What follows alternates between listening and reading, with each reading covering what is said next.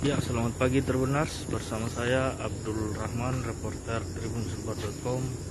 Saat ini saya sedang berada di lingkungan Sampuang, di jalan lama Sampuang, di mana pada pagi ini saat saya hendak lewat ada pohon tumbang, tepatnya di berada menimpa pohon tumbang ini menimpa kabel listrik dan jalan yang ada di di lingkungan Sampuang, Kelurahan Sinyonyoi, Kecamatan Kaluku, Kabupaten Mamuju, Tribuners. Nah, seperti yang kita saksikan pada pagi ini Tribuners, di mana dari informasi yang kami dapatkan bahwa pohon tumbang ini terjadi sejak sore kemarin sekitar pukul 3 sore akibat terpaan angin yang cukup kencang sehingga mengakibatkan pohon kelapa ini tumbang di sekitar kebun warga, yang juga tumbangnya langsung menghalangi jalan.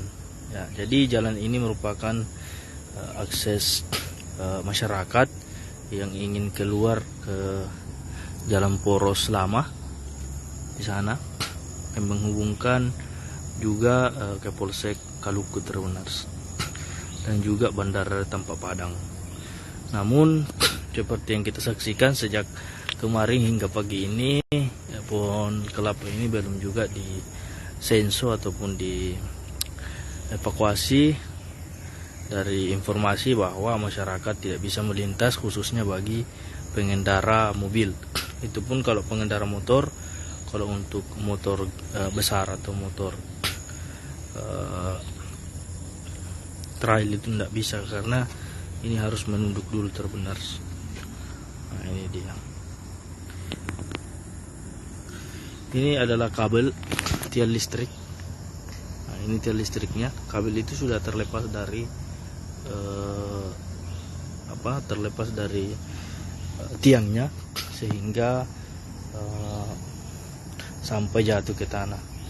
Ini akan dikhawatirkan akan berbahaya bagi masyarakat yang hendak melintas Tribuners.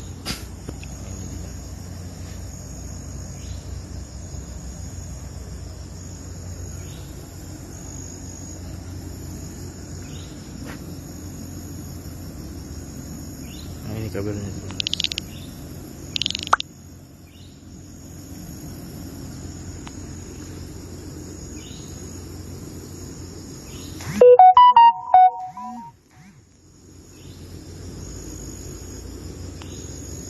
Oke Tribuners, demikianlah